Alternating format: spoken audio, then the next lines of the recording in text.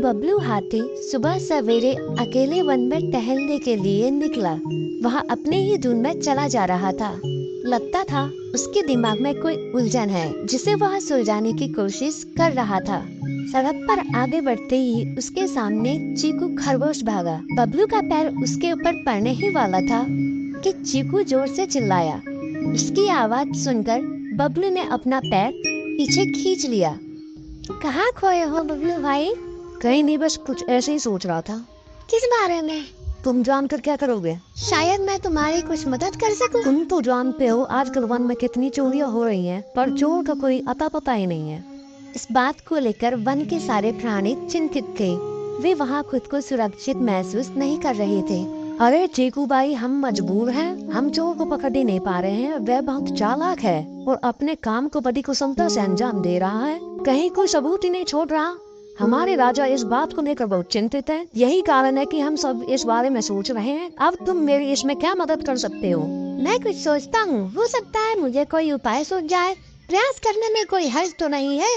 तुम ठीक कहते हो चीकू, लेकिन वन के गुप्तचर भी अभी तक इसका कोई हल नहीं निकाल सके। इतना कहकर वे चुप हो गए। बबलू की बातों ने चीकू को सोचने के लिए मजबूर कर दिया। चीकू को उदास देखकर बबलू बोला, तुम अपना मन छोटा मत करो। मुझे अच्छा लगा कि तुमने मेरी परेशानी को समझा। कभी मैं भी इस वन के लिए गुप्तचर का काम करता था। एक बार मेरी टांग टूट जाने से मेरे अंदर फुर्ती नहीं रही। तब से मैंने यह काम छोड़ दिया। चीकू, तुम चाहो तो यह काम दोबारा कर सकते हो। वन के प्राणी ज्यादातर दिन में भोजन की तलाश करते हैं, वे रात को आराम करते हैं। तुम दिन रात दोनों में ही भोजन की तलाश में निकल सकते हो सकता है रात को तुम्हें कुछ ऐसी बातों का पता चल जाए जो हमारे काम की हो। हाँ बबलू, तुम ठीक कहते हो। मैं आज रात को वन में घूम कर इस बात का पता करने की कोशिश करता हूँ। थोड़ी देर बातें करके चीकू अपने बिल की ओर बढ़ गया और बबलू अपने रास्ते चला गया। चीकू के दिमाग में अभी तक बबलू की कही बातें घूम रही थी। उसे समझ नहीं आ रहा था वह बबलू की मदद कैसे करे। दिन भर वह उसी उधेड़ बुनने लगा रहा। शाम होते ही चीकू कुछ सोचने लगा और वह चुपचाप दिल से बाहर निकल आया। चीकू की पत्नी ने देखा तो बोली, इस समय कहाँ जा रहे हो? बाहर खतरा है। खतरा तो सुबह भी रहता है, लेकिन खतरों से डरकर हम भूखे तो नहीं मर सकते। मैं बाहर घूम कर आता हूँ। इतना कहकर चीकू रात को बिल से बाहर निकल आया। कुछ दूर जाकर उसकी नजर बंकू उल्लू पर पड़ी, जो कुछ ही दूरी पर था। वह पेड़ की डाल पर बैठा अपनी गर्दन चारों तरफ घुमा रहा था। वह तेजी से पेड़ की एक डाल से दूसरी डाल पर उड़ रहा था। बंकू की नजर उस पर नहीं पड़ी थी। कुछ सोचकर चीकू पेड़ के पीछे से बाहर निकलकर थोड़ी खुली जगह पर आ गया और वहां से बंकू उल्लू को देखने लगा।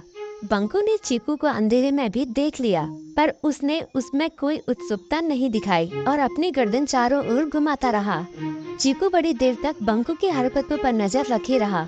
वह थोड़ी देर तक खुले मैदान में खड़ा रहा, पर बंकू ने उसे देखकर भी अनदेखा कर दिया। उसने महसूस किया कि बंकू के आसपास चमकू चमगादड़ भी मंडरा रहा था। कुछ देर वन में घूमने के बाद चीकू अपने बिल में लौट आया और सुबह होने का इंतजार करने लगा। अगली सुबह बबलू उसी रास्ते में जा रहा था। रास्ते में चीकू उसका इंतजार कर रहा था। आज बड़े जल्दी आ गए बबलू। हाँ, आजकल मुझे चिंता की वजह से नींद नहीं आती। कोई नई खबर है क्या? यकीन से तो मैं नहीं कह सकता, पर मैं तुम्हें ऐसे प्राणी का नाम बता सकता हूँ जो शायद चोरों की मदद कर रहा है। कौन है वो? बंकू उल्लू। इतना कहकर चीकू ने रात की घटना उसे ज्यों की त्यों सुना दी। इसे सुनकर बबलू का माथा ठनका। बबलू की आंखें चौंधिया गई। तुम ठीक कह रहे हो, मुझे आज रात बंकू और चमकू पर नजर रखनी होगी। इतना कहकर वे दोनों अपने अपने रास्ते चले गए। बबलू रात को अपने साथियों के साथ बंकू पर नजर गड़ाए रहा। उसकी संदिग्ध गतिविधियों को देखकर बबलू ने उसे उसके साथियों चंकी और संकी लोमड़ के साथ पकड़ लिया। बबलू ने सख्ती से पूछताछ करनी शुरू कर दी। तुम इस समय बंकू चमकू के साथ क्या कर रहे हो? हम वफादार दोस्त हैं, इसलिए साथ बैठकर बातें कर रहे हैं। चमगादड़ और उल्लू की दोस्ती तो समझ में आती है, पर लोमड़ के साथ दोस्ती कैसे हो सकती है? सख्ती से पूछने पर दोनों ने अपना जुर्म कबूल कर लिया और सभी चोरियों के बारे में बताया जो उन्होंने कुछ दिन पहले वन में की थी। बबलू ने उनके चोरी का सारा सामान भी बरामद कर लिया। बंकू और चमकू को अभी तक समझ में नहीं आ रहा था कि वो इतनी आसानी से कैसे पकड़ में आ गई।